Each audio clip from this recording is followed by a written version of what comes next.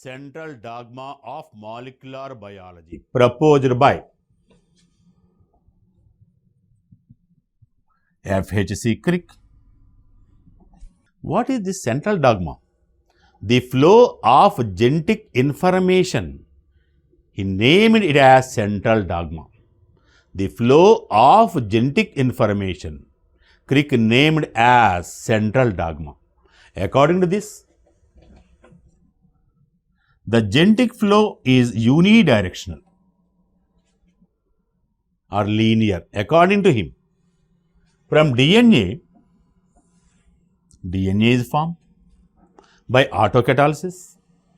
From DNA, by transcription.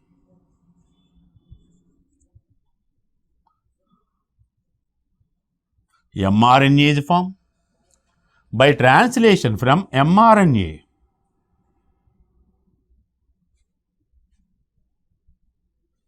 Protein is formed. That protein gives the character of that organism. So, based on the information present on DNA, particular protein synthesizes. That protein gives the character of that organism. That produces the structure of the body or structure of that organism, that part of that organism.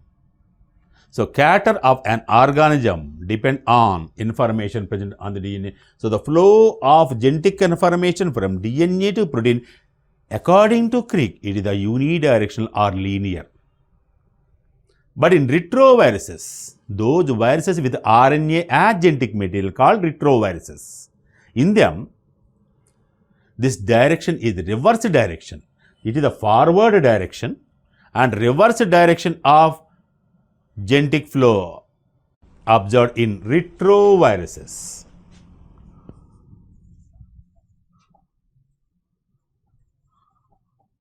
Example, HIV. The genetic material in HIV is the RNA. This RNA that produce DNA.